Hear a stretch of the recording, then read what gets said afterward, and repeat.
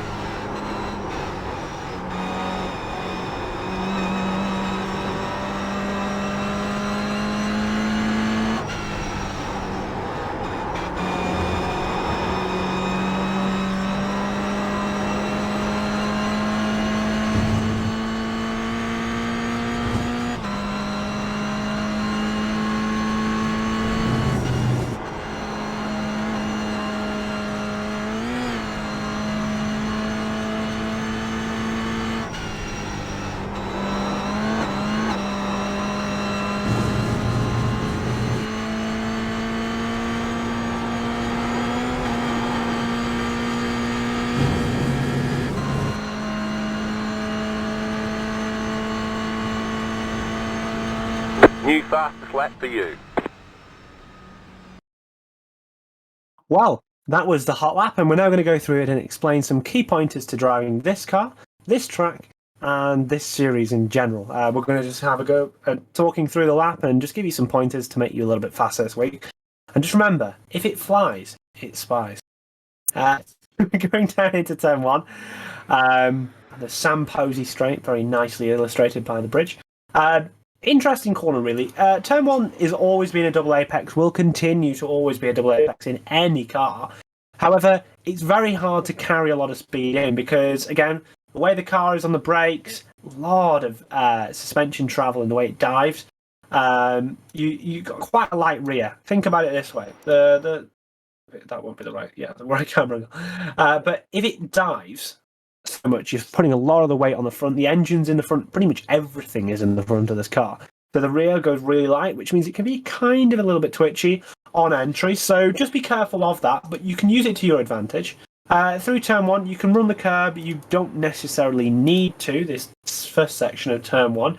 However, I would massively recommend running this second curb here, as it just allows you to get a better run through the corner and also set the next corner up a little bit better.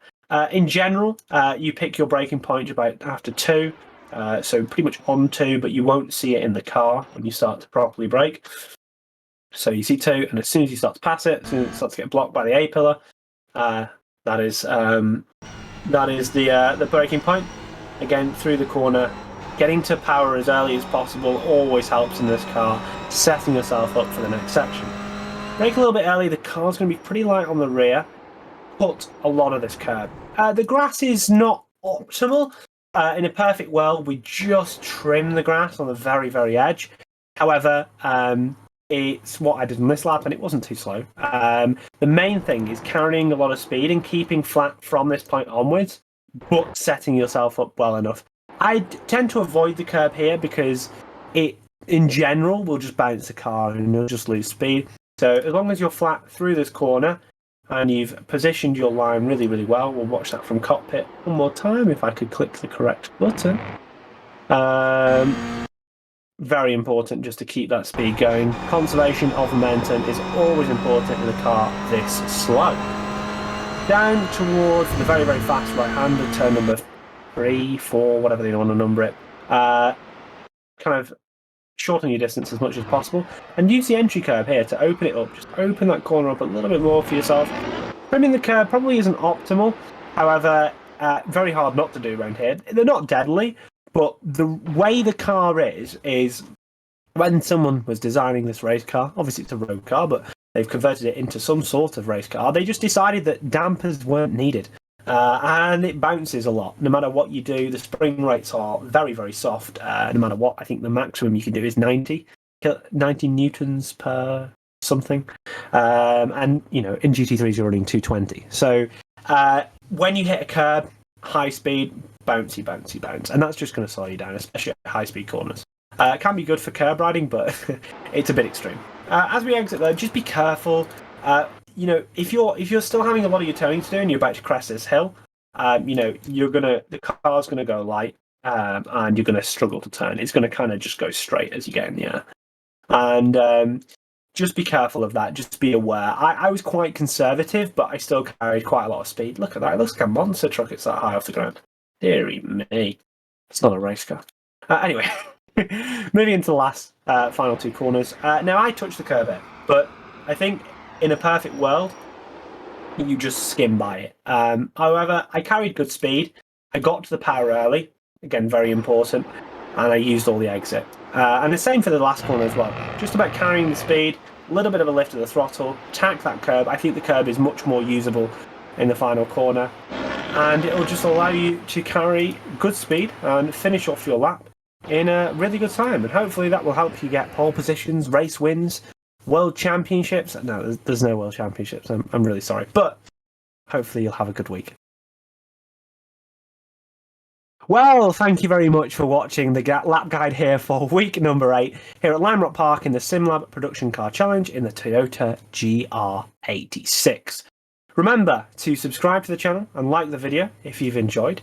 All the kind of the key points we went over, not loads, but just remember the car going light on the rear, and just be careful of the curb usage, but do use the very flat ones and the lesser flat ones. Just be aware of the car's tendency to bounce. In the description, you've got the links to the website for setups and coaching, the links to the Discord where we talk a lot about setups, the coaching, any tips or tricks and stuff like that, that you can get a lot of information in there. And there will be more lap guides coming. I also do the Porsche Cup. There will be week 9 to this series. We will continue throughout the entire season, as we always do. And thank you for watching. It's been really appreciating all the viewership on these series, so it's been very, very good. And remember, birds aren't real. They're government surveillance drones.